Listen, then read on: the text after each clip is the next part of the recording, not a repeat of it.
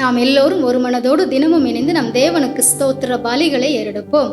சாந்த குணமுள்ளவர்களை உயர்த்துகிறவரே நாங்கள் உம்மை துதிக்கிறோம். துன்மார்க்கரை தரை மட்டும் தாழ்த்துகிறவரே நாங்கள் உம்மை துதிக்கிறோம். வானத்தை மேகங்களால் மூடியிருப்பவரே நாங்கள் உம்மை துதிக்கிறோம். பூமிக்கு மழையை ஆயத்தப்படுத்துகிறவரே நாங்கள் உம்மை துதிக்கிறோம். மலைகளில் புல்லை முளைப்பிக்கிறவரே நாங்கள் உம்மை துதிக்கிறோம்.